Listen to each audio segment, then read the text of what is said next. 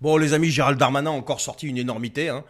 Cette fois, c'est pour lutter contre le trafic de stupéfiants. Voilà. Il propose de supprimer l'argent liquide. Ouais, c'est pas une vanne, je vous assure, c'est vrai. Le mec pense sérieusement qu'on va démanteler les cartels en interdisant les billets de 5, les billets de 10, les billets de 20, les billets de 50. Je parle même pas du billet de 100. Alors que lui et ses potes, là, sont quand même au pouvoir depuis 7-8 ans, qu'ils ont laissé pourrir la situation, il faut dire les choses comme elles sont, que les points de deal sont en libre service maintenant, que des gamins de 12 ans font ça tranquillement à ciel ouvert, et que la justice, j'en parle même pas dans ce domaine. Non mais c'est vrai, puis en général d'ailleurs la justice.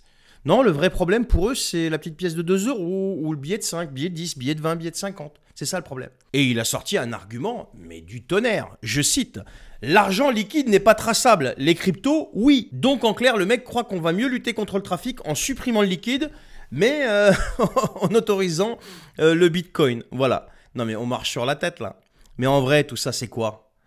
On en parle depuis je sais pas combien de temps qu'ils veulent s'attaquer au liquide, etc., à l'argent liquide.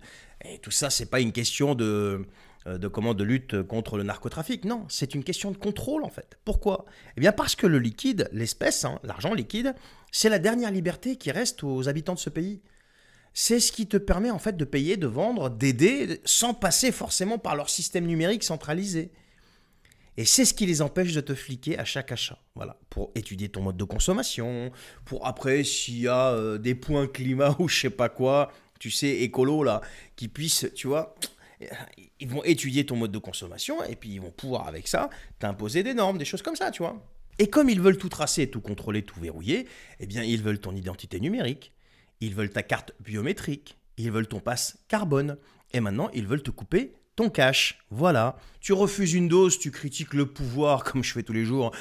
Tu veux manifester, tu veux, je sais pas, plus de compte, plus de paiement, plus de liberté. C'est pas une théorie ça, hein.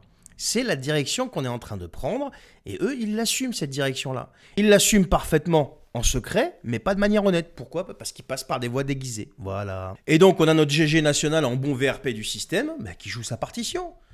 Il ne sécurise rien, il nettoie rien. Il fout la pression aux honnêtes gens pendant que les vrais, eux, lui rigolent au nez.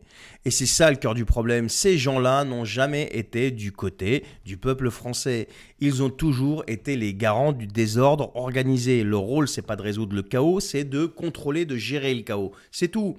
Ils laissent tout ça exploser tranquillement, les frontières ouvertes, la justice à genoux, et ils viennent te dire que le problème, c'est ta petite liasse de petites économies, tu vois, de ta petite liasse de billets.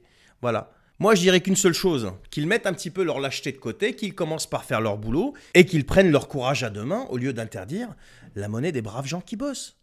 Parce que supprimer l'argent liquide, c'est pas de la lutte contre le crime, c'est de la mise sous tutelle du peuple.